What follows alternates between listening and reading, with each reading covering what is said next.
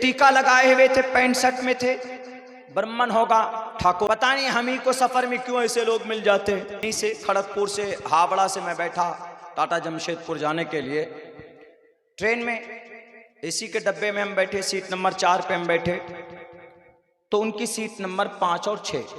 Third AC में एक तरफ 3 सीट होती है, एक केबिन में 8 सीट होती है, एक तरफ 3 एक तरफ 3, साइड में 2 होते। तो मेरी 4 नंबर की सीट थी, लोअर बर्थ थी। 4-5 घंटे का सफर था। हम बैठे, बैठने के बाद हमें नींद आ गई। खैर खड़गपुर पहुंचे तो खड़गपुर में एक मियाँ एक बीवी दोनों आए, आके बैठे। हेलो एवरीवन, आई हो कैसे हो? मैं ठीक हूँ, आप कैसे हो? गाइस कमेंट करके जरूर बताएं। आज हम ऐसी वीडियो लेकर आए हैं जो आपको बहुत ही अच्छी लगेगी और बहुत ही, लेकिन सुनने के बाद में पूरी वीडियो देखेंगे तो जब भी आपको पता लगेगा कि कैसी वीडियो है कैसी नहीं है। आज ऐसी वीडियो लेकर आए जो एक मौलाना जी और एक पंडित जी जो ब्राह्मण होते हैं उनसे आपस में ट्रेन में कुछ बातचीत हो गई है। तो बिना देरी करते हुए चलिए वीडियो को स्टार्ट करते हैं। एक आदमी अभी मिला हमको, कहाँ पे? यहाँ, ये कौन सी तारीख? 5 तारीख में। यहीं से खड़गपुर से हावड़ा से मैं बैठा टाटा जमशेदपुर जाने के लिए। ट्रेन में एसी के डब्बे में हम बैठे, सीट नंबर 4 पे हम बैठे, तो उनकी सीट नंबर 5 और 6। थर्ड एसी में एक तरफ 3 सीट होती है, एक केबिन में 8 सीट होती है, एक तरफ 3 एक तरफ 3, साइड में 2 होते। तो मेरी 4 नंबर की सीट थी, लोअर बर्थ थी। 4-5 घंटे का सफर था। हम बैठे, बैठने के बाद हमें नींद आ गई। खैर खड़गपुर पहुंचे तो खड़गपुर में एक मियाँ एक बीवी दोनों आए, आके बैठे। पता नहीं हम ही को सफर में क्यों ऐसे लोग मिल जाते। तो एक टीका लगाए हुए थे, पैंट शर्ट में थे, ब्राह्मण होगा ठाकुर होगा, और दूसरी उसकी बीवी थी। वो बैठ गए, हम लेटे हुए थे। उन्होंने कहा कि सर ये मेरी सीट है, बैठने दीजिए। हमने कहा कोई बात नहीं, बैठो। तो मेरा पैर उनको टच किया, ऐसे करके लगा, तो वह हंस के बोलता, हंस के। उसकी एक आदत बहुत अच्छी थी, कोई भी बात बोल रहा था ना, वो गुस्से वाली भी बात हंस के बोल रहा था, हंस के, गुस्से वाली भी बात। तो मुझे गुस्सा नहीं आ रहा था क्योंकि हंस के बोल रहा था। खंदा पेशानी जिसको बोलते हैं, किसी से मिल रहे हैं तो हंस के बात कर रहे हैं, तो हंसकर बोलता था कि सर आपका पैर लग रहा है मेरे पैंट में, थोड़ा उधर कीजिए ना पैर। मैंने कर लिया जी।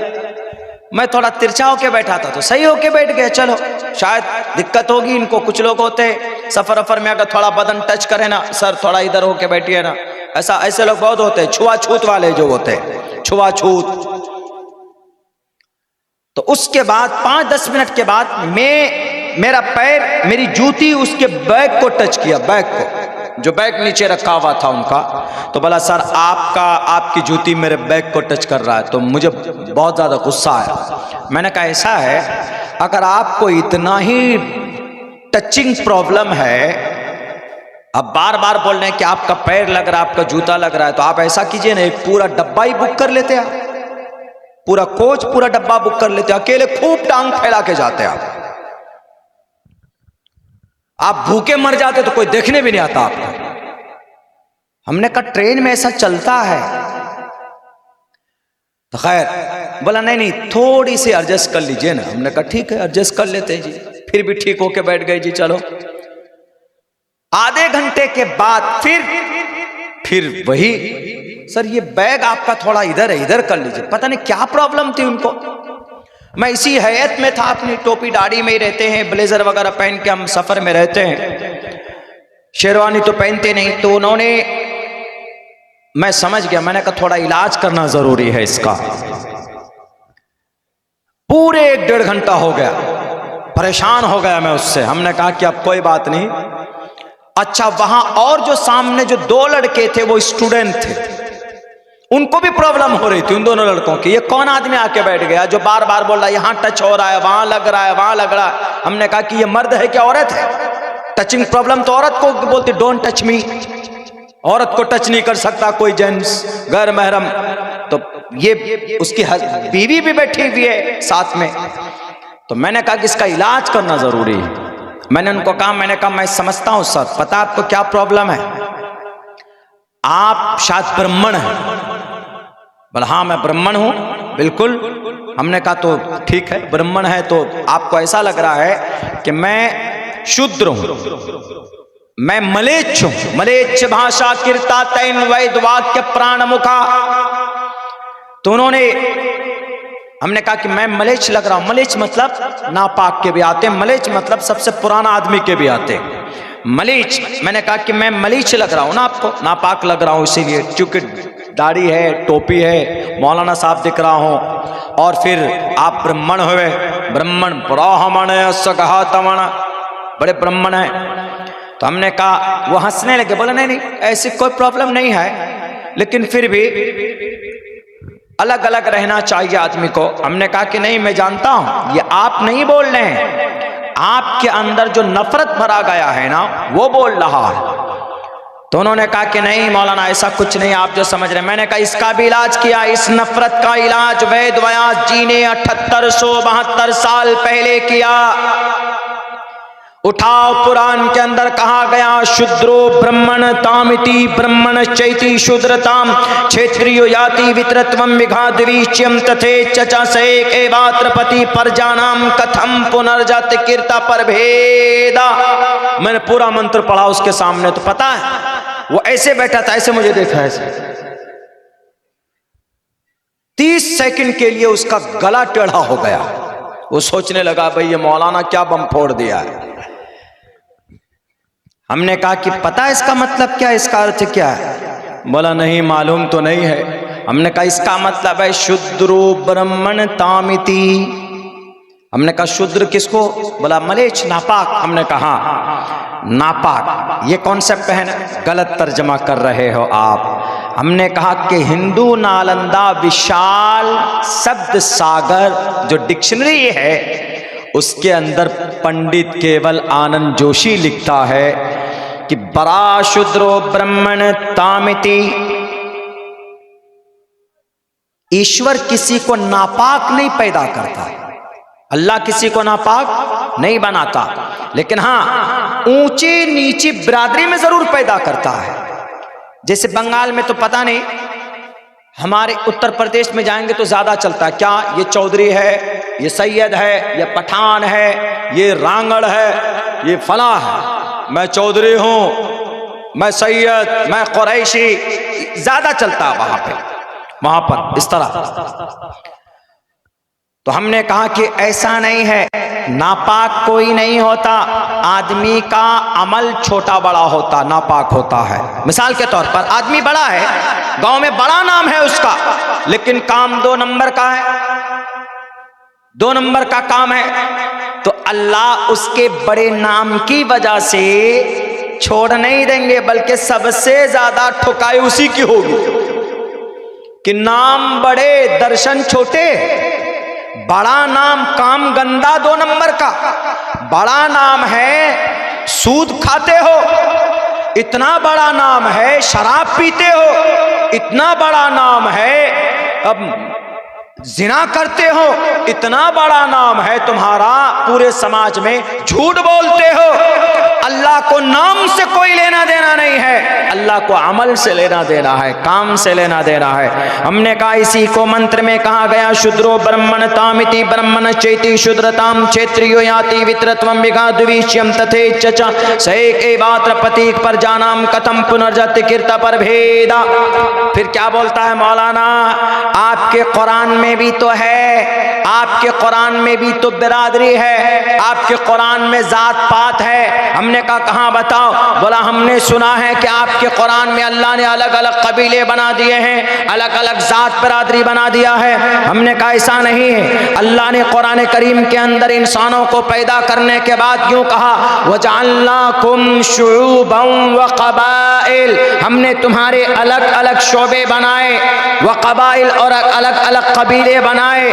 क्यों, किस लिए? गर्व करने के लिए नहीं, फख्र करने के लिए नहीं, बल्कि वह क़बाइल लितारफ़ू, पहचानने के लिए, इंट्रोडक्शन के लिए कि भाई ये कौन से बरादरी के लोग हैं, कि भाई ये सैयद बरादरी के लोग हैं, ये कौन से बरादरी के लोग हैं, भाई ये इंसारी बरादरी के लोग हैं, ये कौन से बरादरी के लोग हैं, ये शेख बरादरी के लोग हैं, ये कौन से बरादरी के लोग हैं, ये पठान बरादरी के लोग हैं, ये कौन से बरादरी के लोग हैं, ये खान बरादरी के लोग हैं। लेकिन सिर्फ बरादरी की बुनियाद पर, खान, पठान, सैयद और अंसारी की बुनियाद पर अल्लाह के नज़र में कोई मुकर्रम महबूब हो सकता है क्या? नहीं। अल्लाह ने दूसरी जगह पर वाज़े लफ्ज़ों में किया है, वजअलनाकुम शुऊबन व क़बाइल लितारफ़ू, तारुफ के लिए, पहचान के लिए अल्लाह ने अलग अलग कबीले बनाए, फ़ख्र के लिए नहीं। इन्ना अकरमकुम इंदल्लाहि अत्क़ाकुम, अल्लाह के नज़दीक तुम्हारी इज्जत, अल्लाह के नज़दीक तुम्हारा मकाम, तुम्हारा तक़वा तय करेगा। अगर तुम्हारा अमल अच्छा है तो अल्लाह तुमको महबूब बनाएगा। सिर्फ नाम की बुनियाद पर कोई जन्नत नहीं जाता।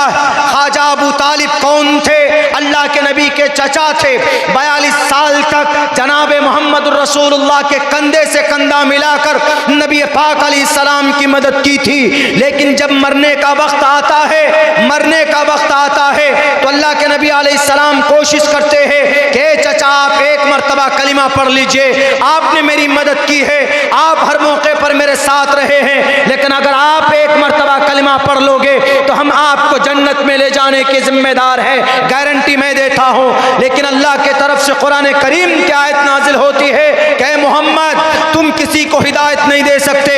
इन्नका ला तहदी मन अहबब्त वलाकिन्नल्लाह यहदी मन यशा, अल्लाह हिदायत का मालिक है, अल्लाह जिसको चाहे उसको हिदायत देगा। तुम्हारा चचा जरूर है लेकिन हिदायत इसको देना तुम्हारी जिम्मेदारी नहीं है। कहाँ जाता है कि अबू तालिब का इंतकाल होता है, बइख्तिलाफ रिवायत जहन्नम में चले जाते हैं। क्यों? नबी की बात नहीं मानी, अमल अच्छा नहीं था, अमल तौहीद का नहीं था, नमाज कभी नहीं पढ़ी, शरीयत मोहम्मद को गले से नहीं लगाया। तो ख्वाजा अबू तालिब उस वक्त का सरदार, उस वक्त मक्कतुल मुकर्रमा में अबू तालिब से बड़ा कोई नहीं था। उनके अब्बा के इंतकाल के बाद, अब्दुल मुत्तलिब के इंतकाल के बाद सरदारी किसी के पास थी तो अबू तालिब के पास थी। लेकिन सरदारी की वजह से जन्नत नहीं भेजा गया।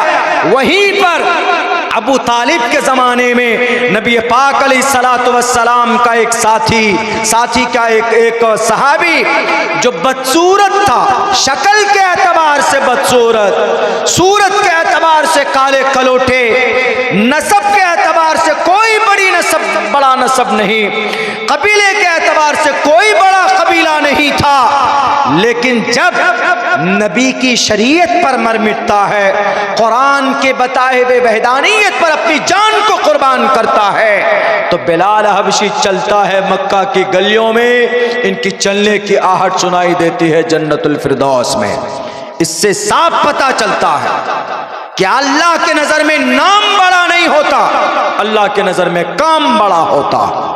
उधर अब्दुल मुत्तलिब के बेटे अबू तालिब है, 42 साल तक नबी के साथ, लेकिन जब कुरान शरीयत के खिलाफ अकीदा था, थोड़ा इख्तलाफी मसला है, कुरान और शरीयत के खिलाफ अकीदा था, तो कहा जाता है बेइख्तिलाफ रिवायत कोई भी इनका नाम काम नहीं आया। लेकिन वहीं पर कौन? बिलाल हबशी, कौन? गुलाम थे ना, गुलाम। बदसूरत इंसानों का नाम अगर लिस्ट तैयार की जाए ना, तो बदसूरत इंसानों का नाम में बिलाल हबशी का नाम सबसे पहले आएगा। मैंने कहा ये देखिए गुरुजी, हमने कहा कि आपको एतराज था ना कुरान पे, कुरान में भी यही बात कही गई है जो आपके वेद में, गुरुर पुराण में 7872 साल पहले कहा। किसने? वेद व्यास जी ने। शूद्रो ब्राह्मण तामिति ब्राह्मण चेति शूद्रताम क्षेत्रीय जाति। बात पूरी भी नहीं हुई थी, हमारा स्टेशन आ गया टाटा जमशेदपुर, हम चले गए। उसके बाद तो कितने ठोकर लगे, कुछ नहीं बोला, दिमाग ठिकाने पे आ गए उसके। पहले से अपना भाव जमाते हैं ना, उसके बाद तो हाथ भी लगे, पैर भी लगे, हाथ भी मिला, लीजिए, हाँ हाँ बहुत अच्छी बात है, बहुत अच्छा आदमी है, यू आर गुरु ज्ञानी। हमने कहा गुरु ज्ञानी की बात नहीं है, ये जो भूसा भरा हुआ है ना इस्लाम के ताल्लुक से, मुसलमानों के ताल्लुक से, हमेशा कि भाई नापाक होते हैं, ये अच्छे नहीं होते हैं, जालिम होते हैं, तरह तरह के इल्ज़ामात लगाकर इनको करो। जो आज भाई दिल्ली के अंदर में जुमे की नमाज हफ्ते में एक दिन आती है ना, इज़ा नूदिया लिस्सलाति मिन यौमिल जुमअति फसअू इला ज़िक्रिल्लाहि व ज़रुल बै', एक दिन जुमे की नमाज आती। उस नौजवान को घूसा मारा गया, लेकिन उस नौजवान ने पलटकर कोई जवाब नहीं दिया। अगर वहीं पर किसी पूजा प्रार्थना करने वाले को थप्पड़ मारा जाता तो आग लगा दिया होता कुछ नौजवानों ने, हिंदुस्तान के हिंदू भाइयों ने भारत के अंदर में, उनका घर पर बुलडोजर चल चुका होता। लेकिन सिर्फ सस्पेंड कर दिया पुलिस वाले को, सस्पेंड नहीं, जेल में डालो उसको। नमाज के वक्त में कैसे हाथ उठाया? नमाज के वक्त में हाथ नहीं उठाया जा सकता। किसी की पूजा के वक्त में जब हाथ नहीं उठाया जा सकता तो नमाज तो बदरजे औला। नमाज पढ़ा, सजदे में था बेचारे, सजदे में सबसे ज्यादा करीब होता है ना, सजदे में मुकद्दस पेशाने झुका के रहता है, अल्लाह के करीब होता है। उस सजदे में पैर से मार रहा है, बताइए। इसीलिए मैं कहता हूं इस देश के मुसलमानों से कि खामोश मत बैठो, अपनी जुबान को खोलो, कानूनी लड़ाई लड़ने के लिए मैदान में आओ। ये जालिम लोग हड्डियां चबाने के लिए बैठे हुए हैं। मेरा नाम से पिछले 2 दिन से गुना मध्य प्रदेश के अंदर न्यूज़पेपर में दे दिया हुआ है, न्यूज़पेपर में बाज़ाब्ता वहाँ के अखबार में, कि सन 2047 तक इस्लामी स्टेट बनाने वाला अब्दुल्ला सलीम गिरफ्तार हो गया। कल से मेरे पास वह अखबार भेजा, कोई फेसबुक पे लिख रहा है, कोई व्हाट्सएप पे भेज रहा है कि मौलाना आप ठीक ठाक हैं। हमने कहा अरे भाई वो मामला किसी और का है, और वो उसने उस न्यूज़ में शक्ल मेरी लगा दी, फोटो मेरी लगा दी, आदमी कोई और है, फोटो मेरी लगा दी। आज मैंने कानूनी कार्रवाई की है, उस पर नालायक को पकड़ कर लाऊंगा मैं अपने सीमांचल उस न्यूज़पेपर वाले को। कुछ मिलता नहीं है, वो बस ये मौलाना, मस्जिद, अजान, नमाज, इससे क्या होगा देश का? कुछ होगा? अरे कुछ करना है तो गरीबों की मदद कीजिए, बेकसों की मदद कीजिए। हमारे नबी पाक अलैहिस्सलाम भूखे रहते थे, लेकिन कभी भी आप किसी साइल को वापस नहीं जाने देते थे। वम्मस्साइल फला तनहर, कभी भी नहीं झिड़कते थे आप। गरीबों की मदद करो ना। उस पर कानून नहीं बनेगा, कानून बनेगा तो कुरान पर बनेगा कि नहीं जी इस्लाम में यह कानून गलत है, यह कानून नहीं होना चाहिए। मेरे मुसलमानों, आपको आपकी शरीयत बचाने के लिए मैदान में आना पड़ेगा, वरना अभी एक और इल्जाम लगा, पता है, ग़ज़वा हिंद वाला, ग़ज़वा हिंद का फतवा, एक बड़ा इदारा है ना उत्तर प्रदेश में, हनफी मसलक के लोगों का बड़ा इदारा माना जाता है। जैसे सल्फी मसलक के लोगों का बनारस के अंदर है, वो अलग मसला है, वो मसलकन किसी का, कोई किसी से जुड़ा हुआ, कोई किसी से जुड़ा हुआ। लेकिन जब ये जालिम लोग आते हैं ना मैदान में, आपको टारगेट करते हैं, तो फिर ये आपको एक नज़र से देखते हैं। मौलाना जर्जीस भी, जाकिर नाइक भी, मौलाना कलीम भी, मुफ्ती अब्दुल समी भी, सब एक प्लेटफॉर्म पर आए। वो सब आप सबको एक समझते हैं, और बड़ी दुर्भाग्य है कि हम मुसलमान अपने आप को एक नहीं समझते। इस कौम को एक प्लेटफॉर्म पर आना है, एक प्लेटफॉर्म पर। इबादत आपको जैसी करनी है, आप अपने कुरान और हदीस की रोशनी में कीजिए।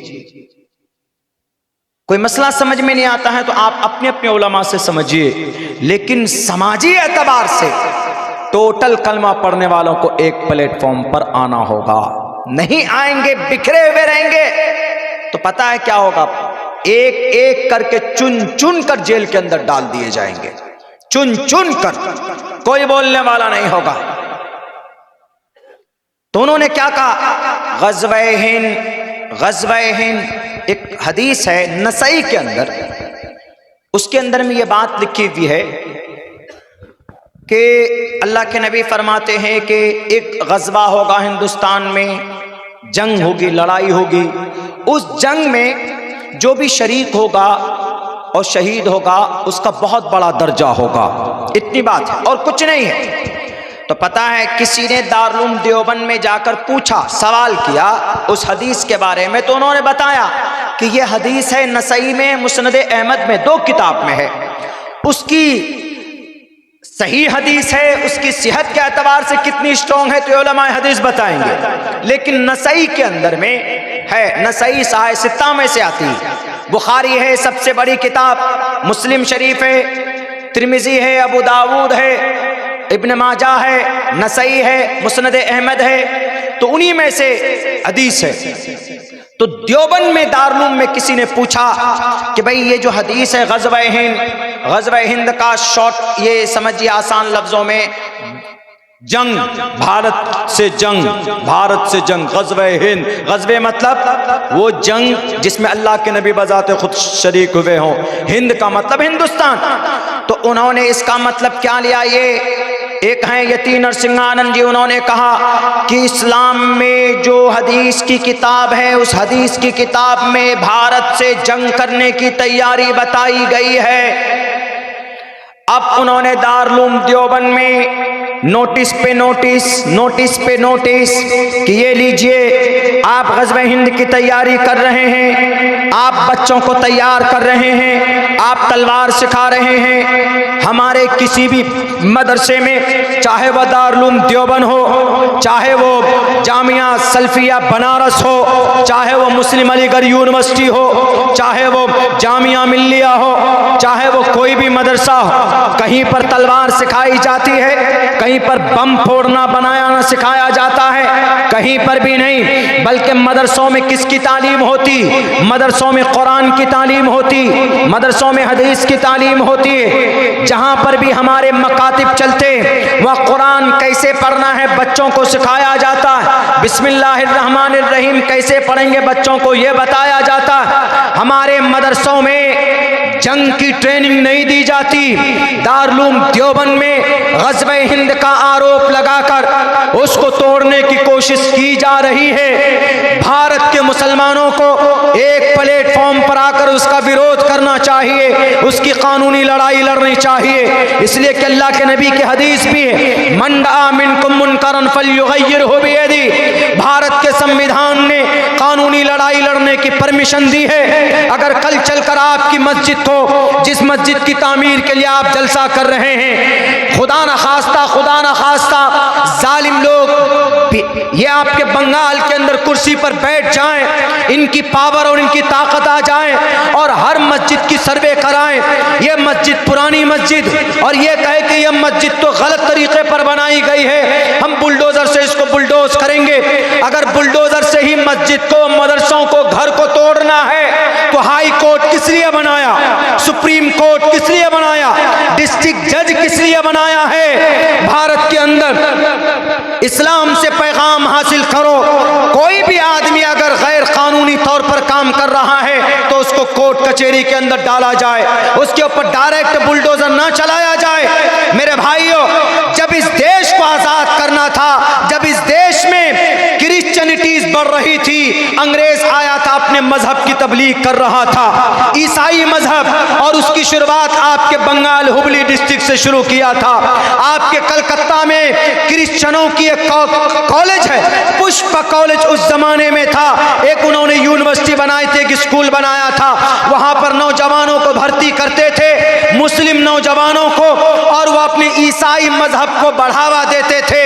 लेकिन जब देखा पूरे भारत के अंदर ये ईसाई मजहब की तबलीग कर रहा है क्रिश्चियन, तो एक आलिम दीन शाह वलीउल्लाह मुहद्दिस देहलवी 1842 के अंदर वो उठते हैं और फिर कुरान का तर्जमा लोगों के सामने पेश करते हैं, कुरान करीम पढ़कर सुनाते हैं, कुरान का दर्स देते हैं, ताकि इस्लाम इनके दिलों में जिंदा हो, क्रिश्चियन से मोहब्बत ना करे, क्रिश्चियन मजहब से अपने क्रिश्चियन मजहब को ना कबूल कर ले।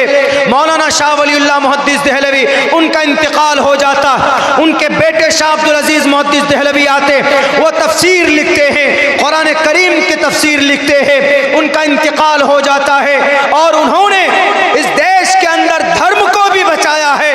मौलाना शाह अब्दुल अजीज मुहद्दिस दहलवी ने, और फिर अपने इस मुल्क को भी बचाया। उन्होंने एक तरफ मदरसे बनाए, दूसरी तरफ मुजाहिदीन को पैदा किया। मदरसों से हमारा धर्म बचता है और मुजाहिदीन से हमारा देश बचता है। दारुल देवबंद की बुनियाद डाली गई 1866 के अंदर। किस लिए? बुखारी पढ़ाया जाए। बुखारी शरीफ है, बुखारी शरीफ कुरान करीम के बाद सबसे मुस्तनद किताब अगर कोई है तो बुखारी शरीफ।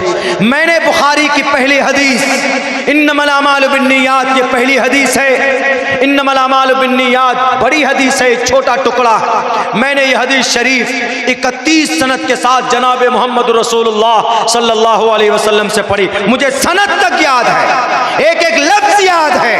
मैंने ये हदीस शरीफ मुफ्ती सईद अहमद साहब पालनपुरी से पढ़ी, उन्होंने मौलाना फखरुद्दीन अल्लामा इब्राहिम बलियावी से पढ़ी, उन्होंने शेखुल इस्लाम हुसैन अहमद मदनी से पढ़ी, उन्होंने अल्लामा अनवर शाह कश्मीरी से पढ़ी, उन्होंने शेखुल हिंद मुफ्ती महमूद हसन से पढ़ी, उन्होंने कासिम नानोतवी से पढ़ी, उन्होंने शाह अब्दुल गनी मुजद्दिदी से पढ़ी, उन्होंने शाह मोहम्मद इसहाक दहलवी से पढ़ी, उन्होंने शाह अब्दुल अजीज मुहद्दिस दहलवी से पढ़ी, उन्होंने शाह वलीउल्लाह मुहद्दिस दहलवी से पढ़ी, उन्होंने शेख अबू ताहिर कुर्दी से पढ़ी, उन्होंने इब्राहिम कोरानी कुर्दी से पढ़ी, उन्होंने हज्जार इब्न सोहना से पढ़ी, उन्होंने शन्नावी से पढ़ी, उन्होंने अल्लामा रमली से पढ़ी, उन्होंने ज़करिया अंसारी से पढ़ी, उन्होंने हाफिज इब्न हजर अस्कलानी से पढ़ी, उन्होंने तन्नूखी से पढ़ी, उन्होंने ज़बीदी से पढ़ी, उन्होंने अबुल वक्त से पढ़ी, उन्होंने दाऊदी से पढ़ी, उन्होंने इब्न हमूया से पढ़ी, उन्होंने फिरवरी से पढ़ी, उन्होंने इमाम बुखारी मोहम्मद बिन इस्माइल बिन इब्राहिम